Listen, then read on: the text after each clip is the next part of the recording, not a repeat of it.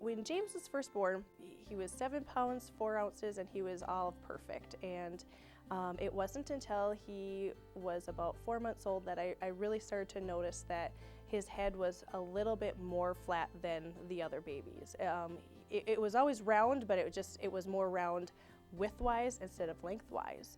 And so when we came in for our 4-month checkup, it was actually nurse practitioner Andrea that I gave my concerns to.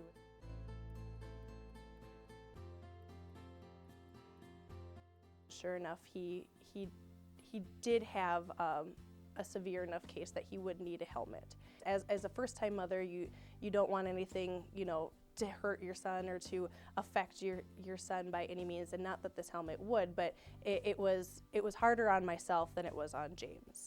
The biggest thing that Steve said on that first day, he said, "Do you think that your son would ever want to play football or ever want to ride a motorcycle and wear a helmet?" He goes, "James won't be able to wear a helmet the same way everybody else does because there's going to be space. And if he would get in an accident or if he would get hit, he has a greater chance of getting a concussion because his head does not fill up that space." And he goes, "Do you want that?" Well, of course, no parent wants that. And that's what really hit home.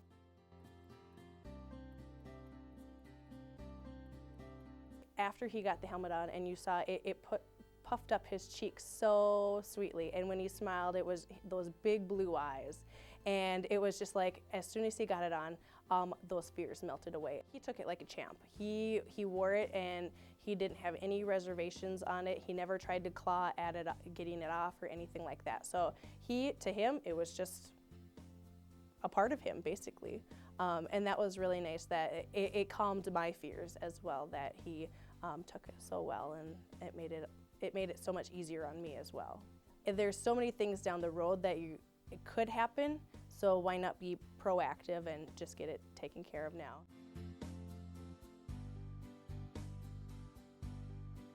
It was exciting to see the progress. I was very nervous about that.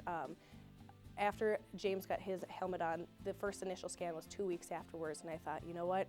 I hope this works. I hope I see progress. I hope you only hope for the best, essentially. And so after that first 2 weeks, and we saw 11 millimeters of growth, it was amazing. That's when we knew that this was truly, truly a gift.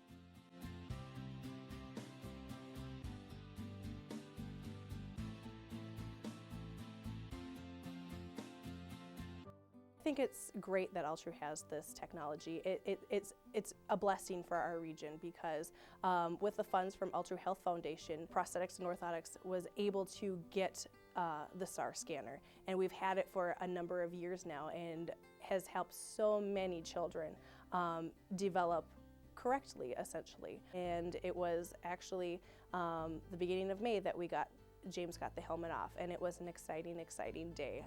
And everybody, when you walk out, everybody cheers for you, and they see the progress as well, and they're your own little cheering group up there, so it was wonderful. After he got it off, it took a little bit because of him being a boy. He liked rattles and stuff, and he thought it was funny to hit himself in the head on his helmet because it made lots of noise. And then it took a few days for him to figure out that, oh, now that I actually hit myself, it's not the same anymore.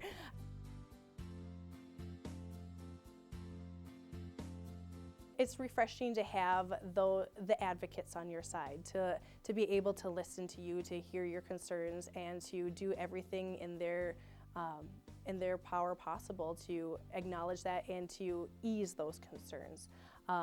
And one step at a time, essentially, and that's what they do for us. So it's just nice to have providers like that in peds, in prosthetics and orthotics, and across the entire healthcare system that are your advocates.